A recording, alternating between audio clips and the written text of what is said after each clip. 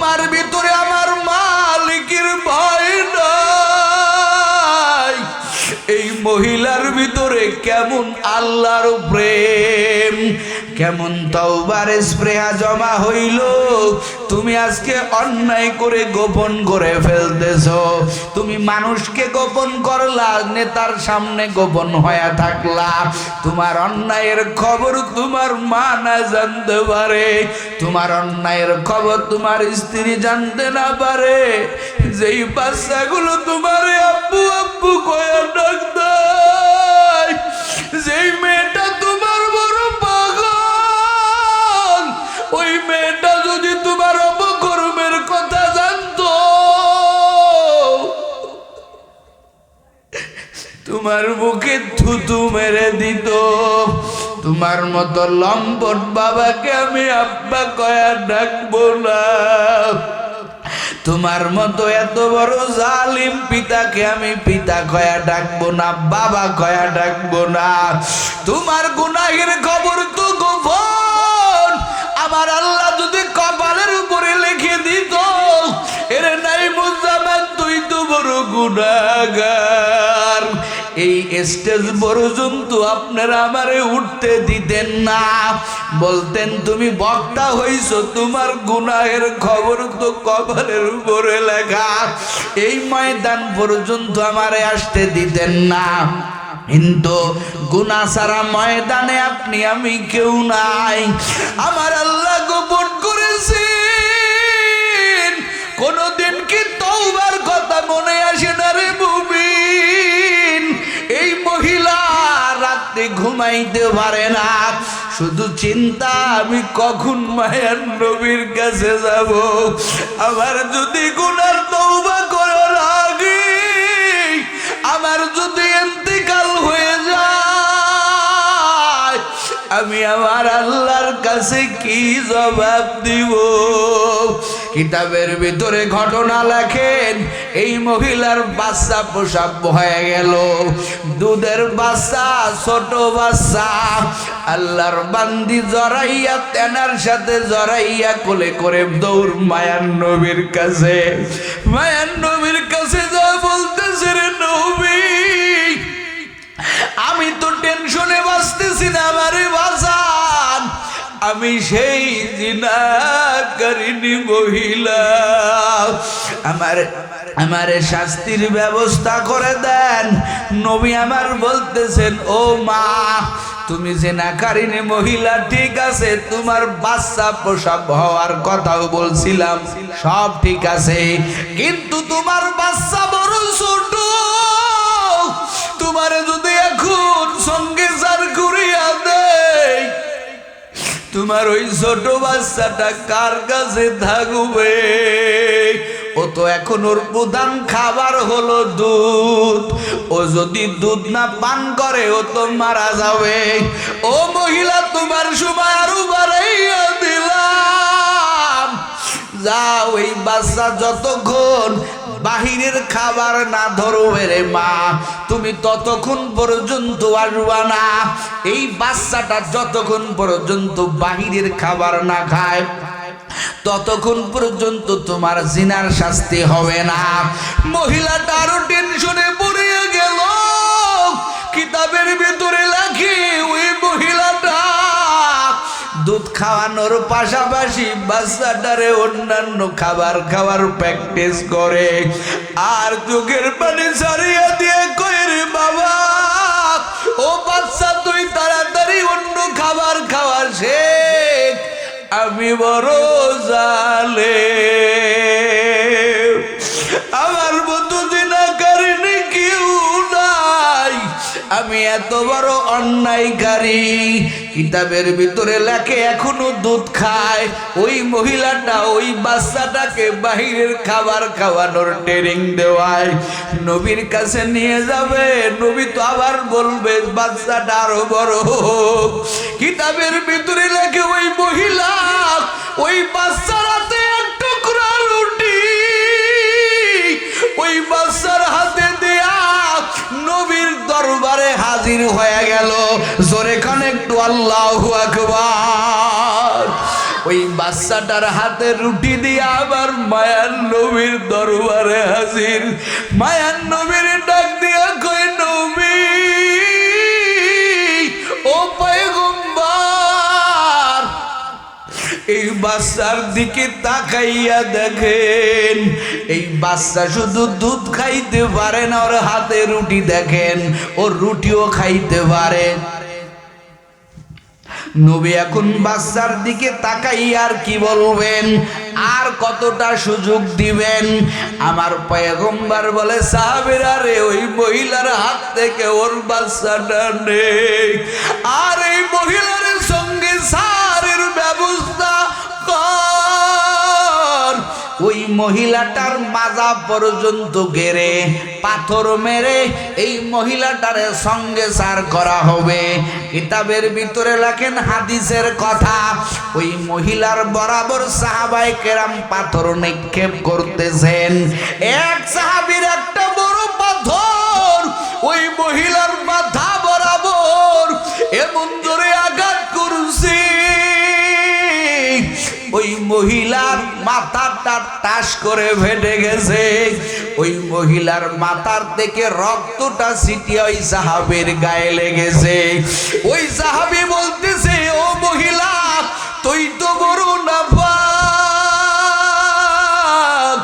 তোর মতো একটা নাপাক মহিলার রক্ত আমার কাপড়ে লাগলো, আমিও তো নাপাক হইয়া গেলাম। এই কথাটা আমার নবীর কানে চলে গেল। আমার নবী ডাক দিয়ে কইরে, সাহাবী, এই মহিলাটারে নাপাক বলবি না,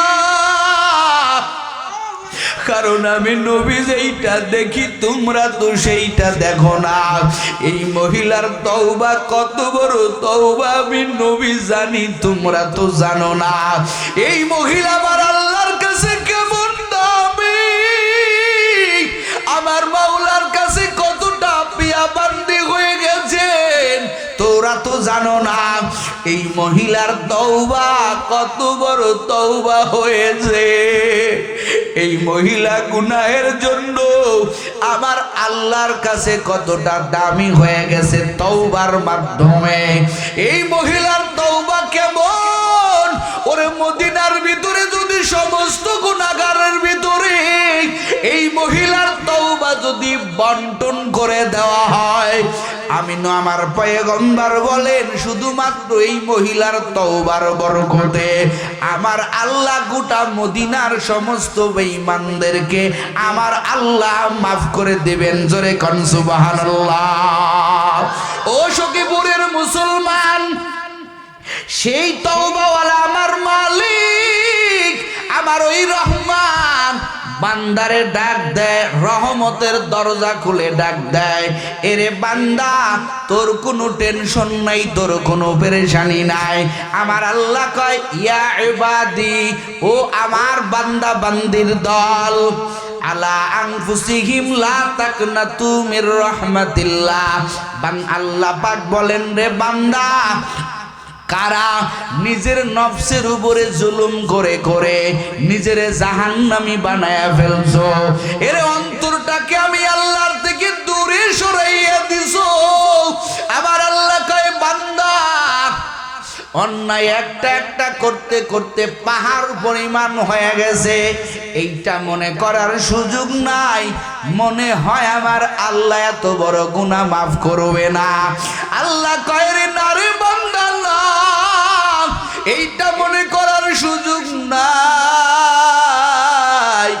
লা তাকনাতু মির রাহমাতিল্লাহ। আল্লাহ কয়, বান্দা, তোর রবের রহমত কেমন তুই তো জানো না।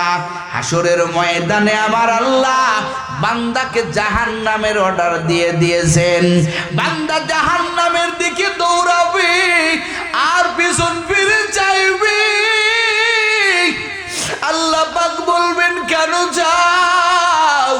ওই বান্দা বলবেন, রে মালিক, দুনিয়াতে শুনছিলাম আপনার একটা নাম আছে রহমান, আজকে আমি গুনাহগারের কারণে আমার ঠিকানা জাহান্নাম। পিছনে বারবার চাওয়ার কারণ হলো রে আল্লাহ আপনার ওই নামটার বরকতে কি আপনি আমারে মাফ করে দিবেন না?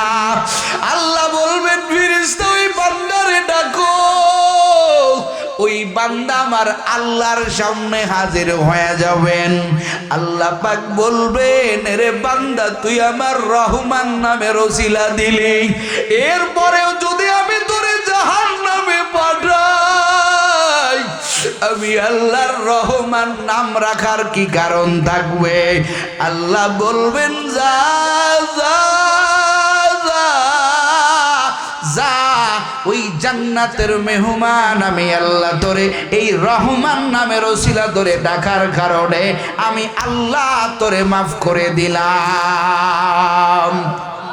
अल्लाह अल्लाह क्या मुबारक नाम है, अल्लाह अल्लाह आशिकू का काम है, या इलाही मुझसे मुझको दूर कर ताके देखो मुझ में तुझको एक नजर, हर घड़ी देने को तू तैयार है, जो ना मंगे उससे तू बेजार है, हर तरफ से होके हम खारूतबा आप रे अब तेरे दर पर या इला, दिल में है लाखों उम्मीदी जलवागर, हाथ उठाते शर्म आती है मगर।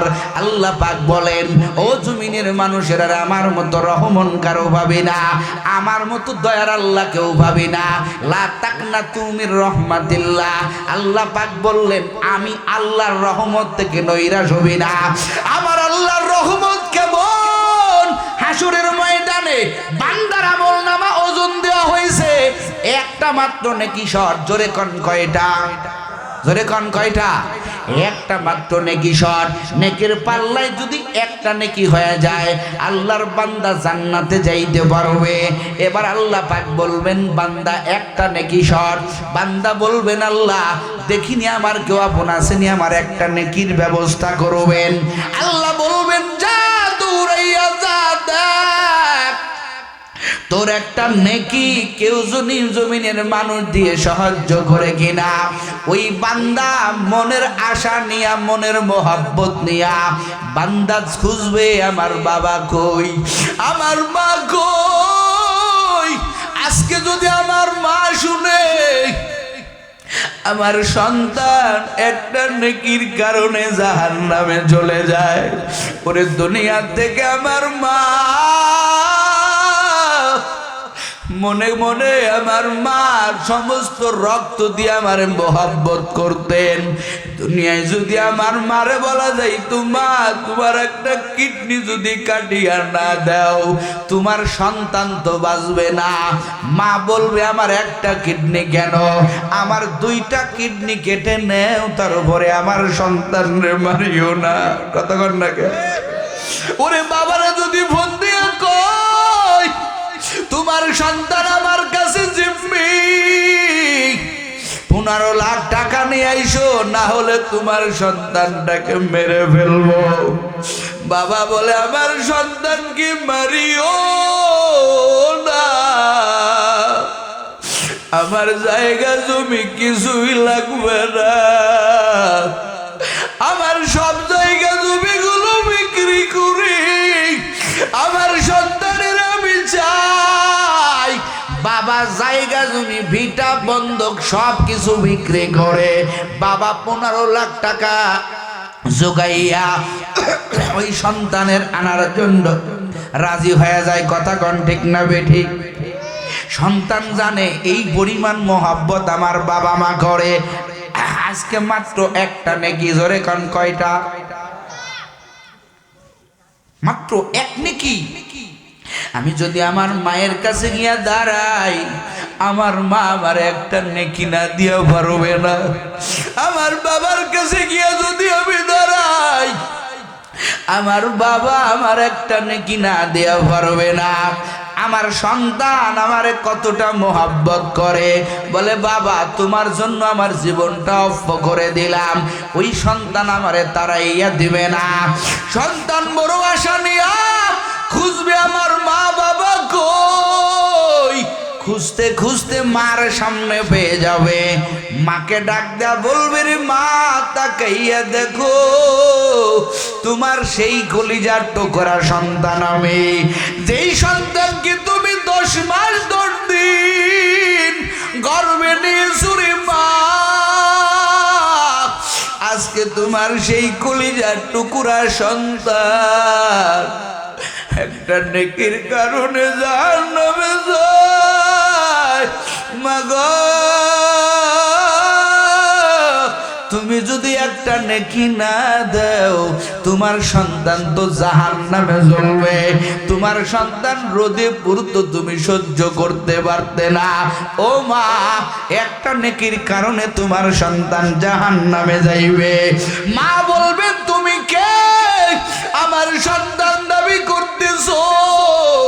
আজকে আমি এমন বেকার আর বান্দি, আমি আমারে নিয়া ব্যস্ত, আমি আমারে নিয়া ব্যস্ত, দুনিয়াতে আমার বিবাহই হয় নাই, তুমি আমার সন্তান কেমনে দাবি করো? ওই কথা বলার পরে আল্লাহর বান্দার মনটা বেজার হয়ে যাবে। আরে গর্ভধারিণী মা আমারে চিনলো না, আমারে বলে তার নাকি বিয়েই হয় নাই। মা তারাইয়া দিবি বাবার কাছে যাবে, বাবাও বলবে দুনিয়াতে আমার কোনো বেটা ছিল না। সন্তানগুলো তারাইয়া দিবে। আমার আল্লাহ অগ্রিম ভাবে কোরআনে বয়ান করে দিলেন, ইয়াউমা ইয়াফিরুল মারউ মিন আখি ওয়া উম্মিহি ওয়া আবি ওয়া সাহিবাতিহি ওয়া বানি। সবাই দূর দূর করে দিবে, কেউ তোরে আপন ভাববে না। একটা নেকি মাত্র শর্ট। বান্দা এবার মনটা বেজার করে দিয়া গাইতে থাকবেন। পাশে একটা লোকের সাথে দেখা হবে। এই লোকটা বলবে রে ভাই তোমার মন কেন বেজার? ওই লোক বলবে তোমারে বলিয়া কি ফায়দা হবে? যাদেরকে আপন মনে করতাম, আমার মা আমার বাবা আমার সন্তানেরা আমার বন্ধুরা, কেউ আমারে পাত্তা দেয় নাই রে ভাই, তোমার কাছে বলিয়া কি হবে? এবার ওই ব্যক্তি বলবেন বলিয়াই দেখো কি আমি তোমার কোনো উপকার করতে পারি কিনা। এবার বান্দা বলবেন আমার একটা মাত্র নেকি শর্ট, এই একটা নেকি যদি আমি পাইতাম জাহান্নাম থেকে মুক্তি পেয়ে যাইতাম। দুনিয়ার সবাই স্বার্থপর, কেউ আমার একটা নেকি দিয়া সহযোগিতা করলো না। আল্লাহর ওই বান্দা বলবেন রে ভাই তোমার চাইতেও তো আমি বড় কপাল পুরা, তোমার তো তাও একটা নেকি শর্ট। আমি আল্লাহর মুন্না ফরমান বান্দা, সারা জীবন আমি অন্যায় করেছি, তোমার তো তাও নেকির পাল্লায় নেকি জমা হয়ে হয়ে একটা নেকি শর্ট। আর আমি কেমন কপাল পুরা জানো, আমার মাত্র একটা নেকি আর সব গুনার গুনাহ। আমি তো এমনি জাহান্নামী। ও আল্লাহর বান্দা যাও যাও, আমার মাত্র একটা নেকি তোমারে দিয়া দিলাম, তুমি জান্নাতে চলে যাও। ওই বান্দা একটা নেকি দেওয়ার সঙ্গে সঙ্গে আমার আল্লাহ পাক বলবেন ও রহমতের ফেরেশতা আমার এই দুই বান্দাকে আমি আল্লাহর সামনে হাজির কর। আল্লাহু আকবার জোরে বলেন। এই দুই বান্দাকে আমি আল্লাহর সামনে হাজির করো। আল্লাহ পাক হাজির করিয়া বলবেন ও বান্দা, যেই বান্দার মাত্র একটা নেকি শট। আল্লাহর বান্দা ওই বান্দাকে বলবেন, বান্দা তোর একটা নেকি শট তুই তো পেয়ে গেলি, তুই তো জাহান্নাম থেকে বেঁচে গেলি। যা যা তুই জাহান্নাম থেকে বেঁচে বাঁচিয়া তোরে আমি আল্লাহ জান্নাতের মেহমান বানায় দিলাম। সুবহানাল্লাহ বলেন। আর এই বান্দা যার ছিল মাত্র একটা নেকি, ওই বান্দারে আমার আল্লাহ বলবেন, ও বান্দা তুই আজকে একটু উপকার করার কারণে, তুই আল্লাহর এই বান্দার প্রতি দয়া করার কারণে তোর একটা নেকি ছিল তাও তুই দিয়া দিলি। ওরে আমি আল্লাহ তোর উপর খুশি, আমি আল্লাহ তোর জিন্দেগীর সব গুনাহগুলো মাফ করিয়া আমি আল্লাহ তোরে ওই বান্দার সাথে জান্নাতের মেহমান বানাইয়া দিলাম।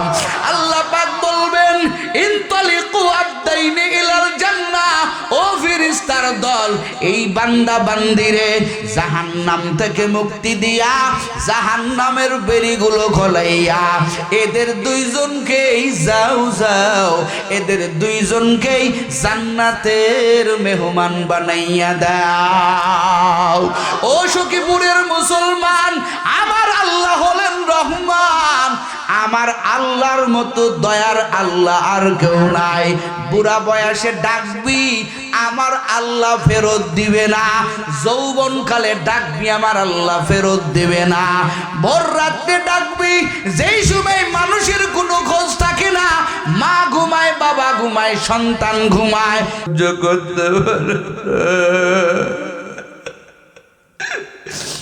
সন্তান যখন কাদার মাথা বাড়াইয়া দেয়, মা দুনিয়ার সমস্ত কাজ ফেলে সন্তানের কোলে নিয়ে চুমা দেয়। ওই মার কারিগর আপনি মালিক, ওই সন্তানের বানাইছেন আপনি, মারেও বানাইছেন আপনি। মার সামান্য দিলে যদি এত মায়া থাকতে পারে রে আল্লাহ, আপনার দিলে কত মায়া আছে আল্লাহ, কোনো সীমানা নাই। আপনার কুদরত দিলে কত মায়া, আপনি কত আদর করে বান্দার বলেন, বান্দা লা তাকনাতু মির রাহমাতিল্লাহ। হতে পারে জীবনের শেষ মুনাজাত, আর কোনদিন তোমার কাছে চাওয়ার ভাগ্য নাও হতে পারে। আল্লাহ ময়দানে দেখাইয়া দেখেন কোন আপনার বান্দারা আপনার কাছে কি চায়। পর্দার আড়ালে আমার মা বোনেরা কি চায়, আল্লাহ আপনি তো অন্তর্যামী খোদা। এইখানে অনেকে চাইতেছে আরে মারে কবরে শুয়াইয়া রাখছে, বাবার চিরদিনের জন্য বিদায় দিয়ে দিছে। ও দয়ার মালিক, সন্তান নিজের কান্দে করিয়া বাবার লাশটা খাটিয়ার উপরে উঠাইয়া ওই কবরে হেঁটে হেঁটে রাখিয়া আসছে।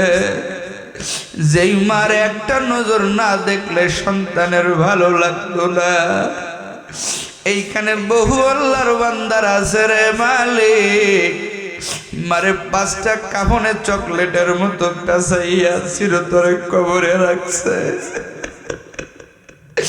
আহারে মা দুনিয়ার কত মানুষ তো বাজান কয়া ডাক দেয়, কিন্তু মার মতোই সোনার বাজানটা কেউ করিতে পারে না।